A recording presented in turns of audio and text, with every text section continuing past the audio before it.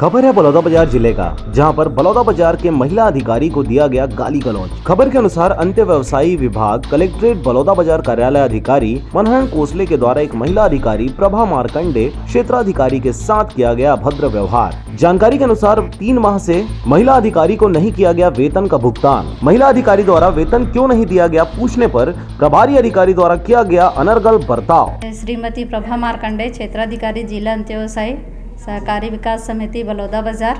वर्तमान में श्री मनहरण लाल कोसले क्षेत्राधिकारी जो प्रभारी कार्यपालन अधिकारी है वो पदस्थ हुए हैं दिनांक 8/7/19 को।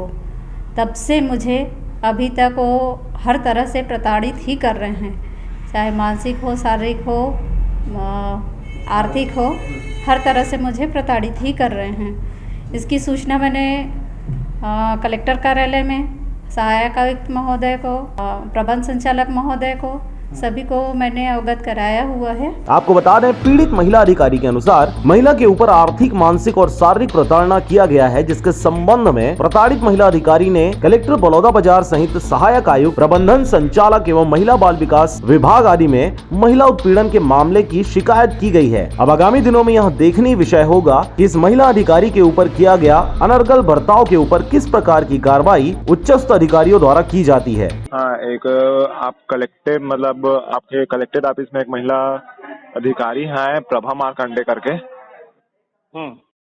हाँ, वो एक मनहरण कोसले अधिकारी है वहाँ का, उसके नाम से शिकायत किया गया है कि मानसिक प्रताड़ना, शारीरिक प्रताड़ना, आर्थिक प्रताड़ना किया जाता है और गाली गलौज किया जाता है करके। हाँ, तो सर शिकायत किया था वो, तो अभी तक कहाँ पहुँचा है उसका शिकायत?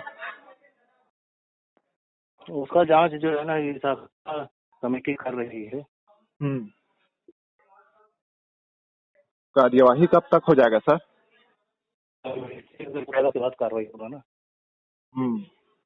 महिलाओं की सुरक्षा के लिए जो कमेटी होती है ना, सुप्रीम कोर्ट के आदेश के तहत उस कमेटी को जांच सौंप दिया गया है। उसने जांच प्रारंभ कर दिया। जैसी रिपोर्ट आएगा, जो भी रिपोर्ट आएगा उस हिसाब से कार्रवाई होगा। बलौदाबाजार से धनेश आडिल की रिपोर्ट, RJ रमझाझर।